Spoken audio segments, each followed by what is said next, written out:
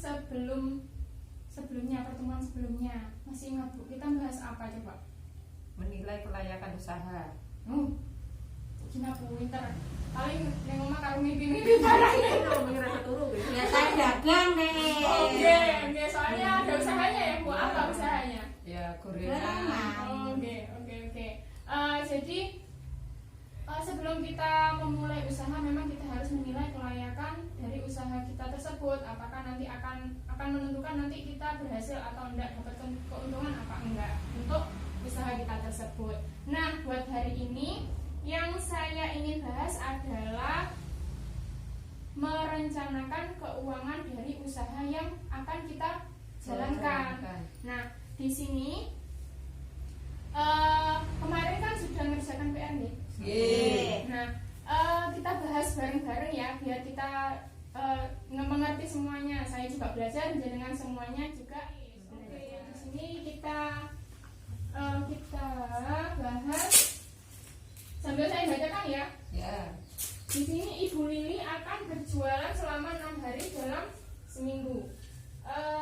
Dalam satu hari berjualan diperkirakan Ibu Lili bisa menjual ikannya rata-rata 18 ekor dengan harga 5.000 per ekor. Berapa pemasukan Ibu Lili dalam seminggu? Di sini jawabannya 18 kali 5.000 90.000. Betul apa enggak Bu? Salah.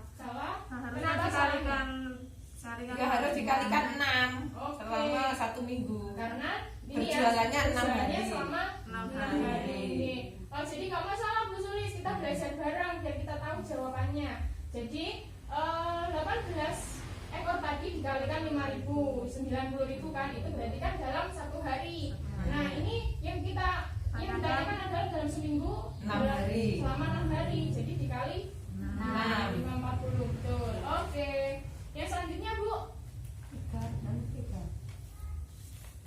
Oke, nomor 3. Untuk mulai berjualan, Ibu Lili memerlukan panci seharga 30.000 untuk menaruh masakannya dan kain lap seharga 2.000 untuk membersihkan makanan yang tumpah. Berapa modal untuk membeli peralatan yang harus dikeluarkan Ibu Lili?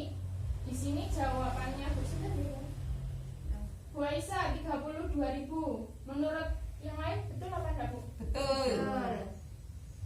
Alasannya kenapa? Alasannya ya harga pacar 30, harga lap 2.000. Oke, jadi totalnya 32.000.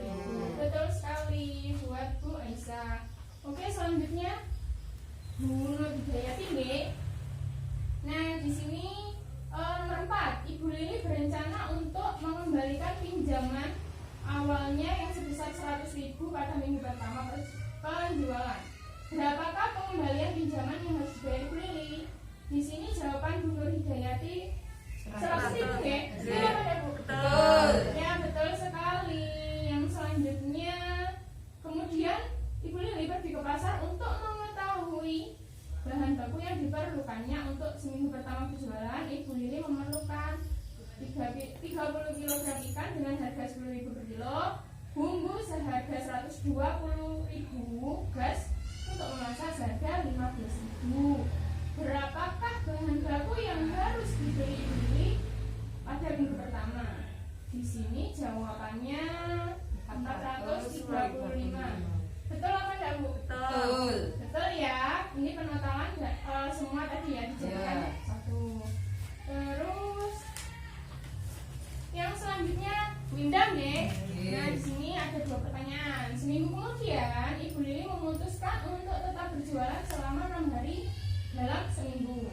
Ia berharap bisa tetap menjual 18 ekor ikan setiap harinya dengan harga 5.000 ekor. Berapa pemasukan Ibu Lili dalam seminggu? Di sini 90.000. Betul apa enggak Bu?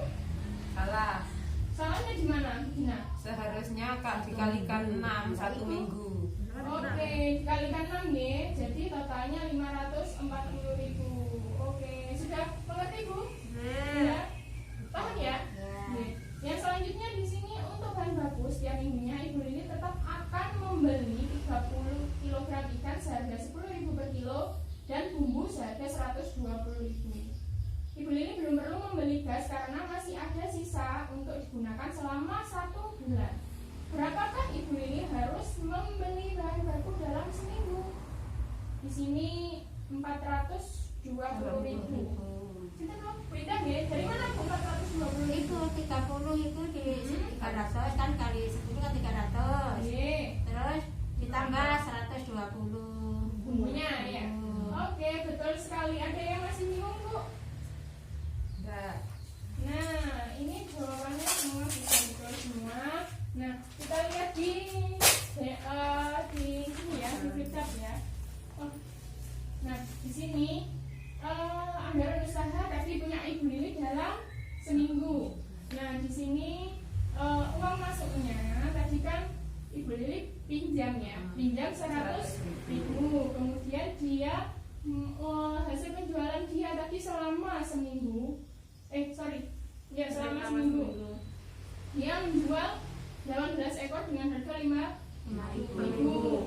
Dikalikan 6 karena 6 hari. Jadi total semua 540.000 pendapatannya dalam satu minggu. Nah, di sini Ibu Lili juga harus memenuhi modal peralatan dan bahan peralatannya ya. Ada 30.000 dan 2.000 untuk apa? Panci dan lap. Nah, jadi di sini totalnya uang masukan dalam seminggu kan 640.000.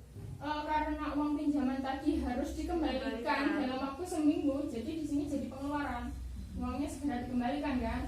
Akhirnya semua tadi bahan baku dan peralatan ditotal dengan uang pinjaman tadi.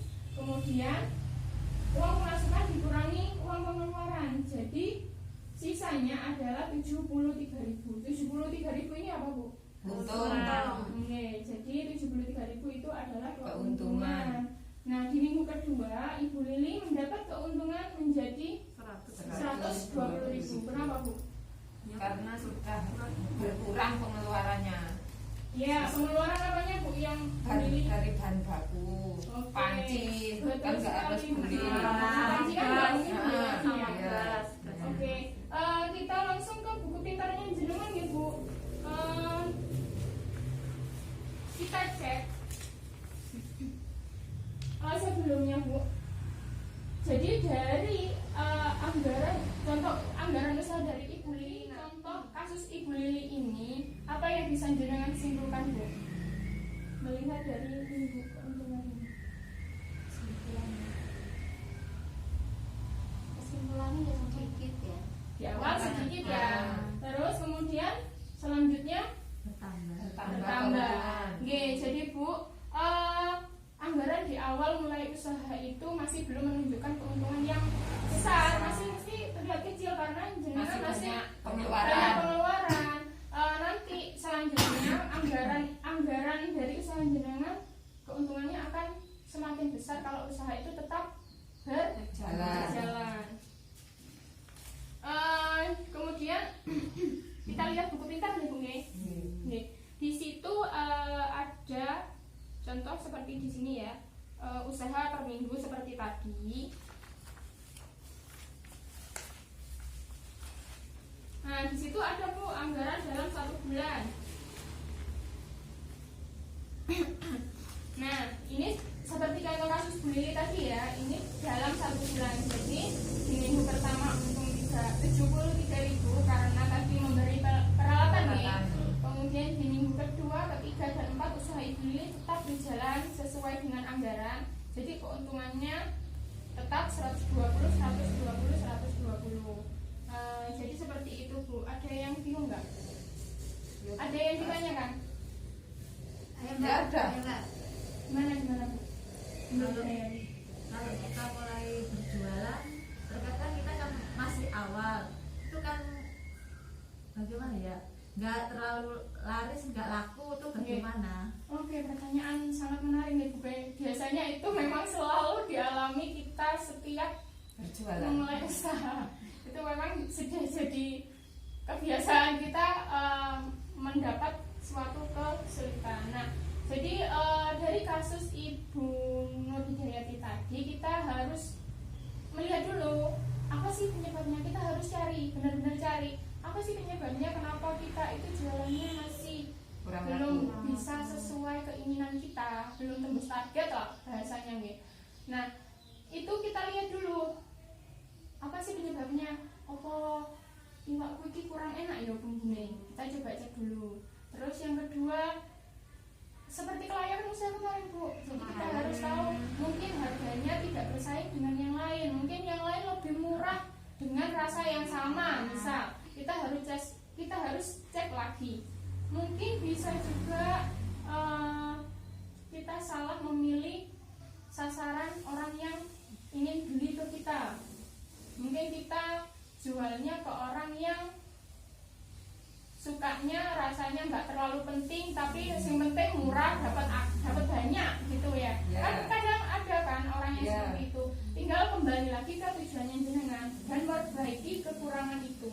Jadi kalau misal sama tujuannya pengen menjual rasa yang benar-benar enak, biasanya kan kalau rasa enak jelas harganya lebih mahal karena bumbunya lebih banyak. Beda kalau orang yang jual murah, mungkin bumbunya pokoknya enak rasanya asin kok, bumbunya bermicin kok.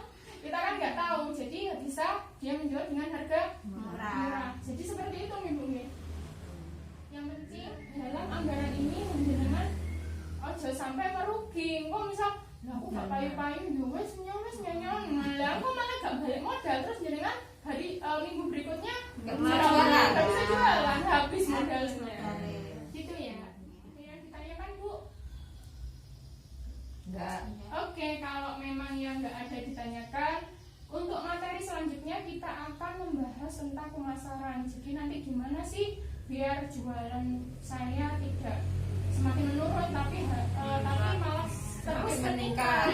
Nah itu kan butuh pemasaran. Nanti jenengan itu, aku berarti selain aku punya